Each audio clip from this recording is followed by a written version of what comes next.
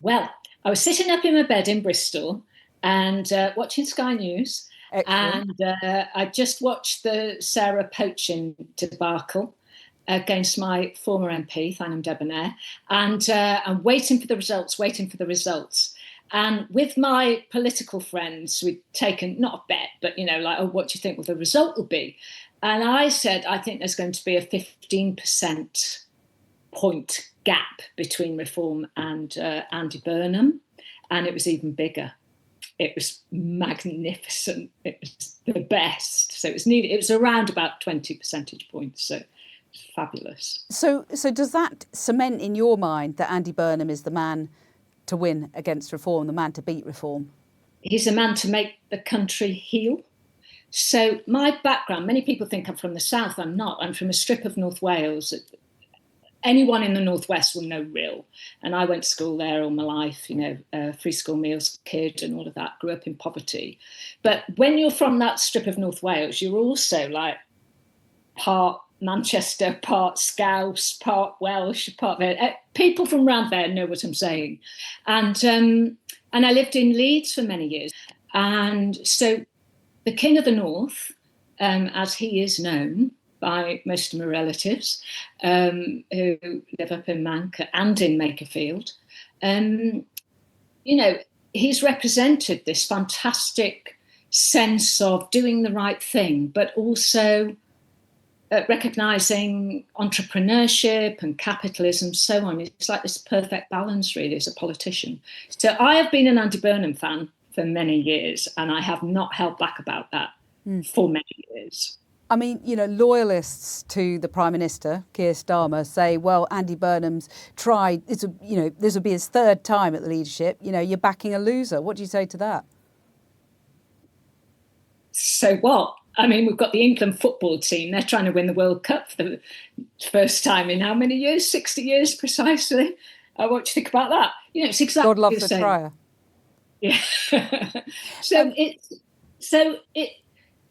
Yeah. People have chapters in their lives, and you've got to take 100% of the shots that you fail, But I think this is his time, and the results in Makerfield, which I hope we'll talk about in a bit of detail, are significant.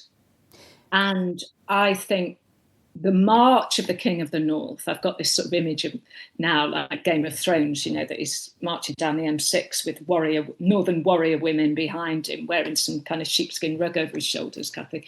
And it's like enough of London, Westminster Village, the Southeast ruling everything and keeping everything down there, which we know proportionately is true.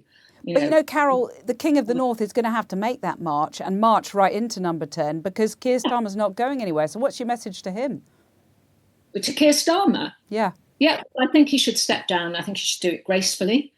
He was voted in with a shallow but huge majority. I was very much an active part of one of the biggest tactical voting websites, stopthetories.vote, where millions of people trusted us and typed their postcodes in. And that's gifted Labour well over 100 seats. We know that. That's factual. That's data-driven.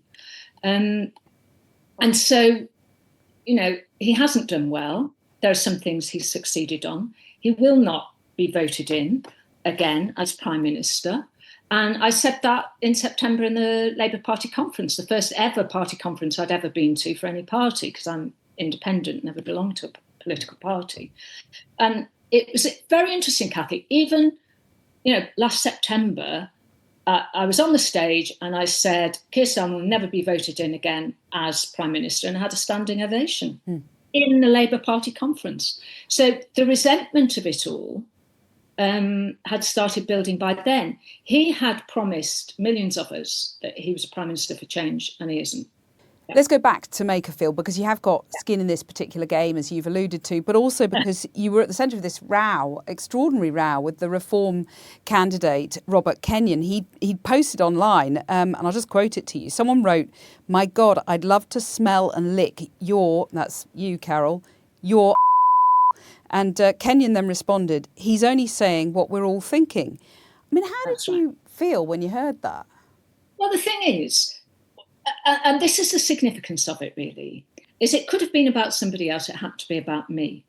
And I'm always ready for a fight with the far right, because I think they're disgraceful and they're all about hate and division. And that's not what the majority of people in this country are about. That's always been my belief. It remains my belief.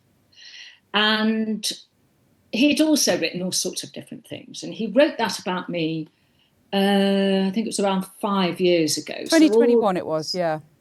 So all these excuses about, oh, it was 20 years ago, 15 years ago, 10 years ago, whatever. No, it wasn't. And he wrote some terrible things about women who have abortions. And that was within the last 2 to 3 years. So there was excuse after excuse.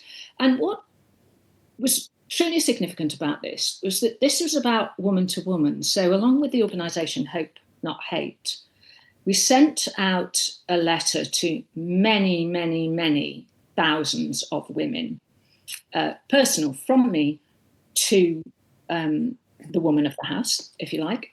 And I thought, well, we can only do our best. And we do know that it did make a difference with women. I don't know if you saw the question time, but the biggest question for Kenyon was about his misogyny. And Farage said, so what? They said, oh, it's laddish behaviour. Oh, every man in a pub says that. No, they don't. Well, Robert Kenyon had said he made a crass joke and he hadn't made sexual remarks about you. And, I should also say that Reform would deny being far right, just to take issue with what you've said on those 2 points. But I mean, he said it was just a silly joke and it wasn't a sexual remark. I mean, you wanted an apology. Did you ever get an apology out of him?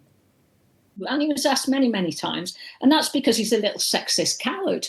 And that's a reality. And that's what most women understand. Because, obviously, if you're a famous woman, you get probably more abuse than others. But it's this low-level, grinding misogyny, which gets to women. Any woman online gets it, about how she looks, about what she does, about what her education is, or what it isn't, or something.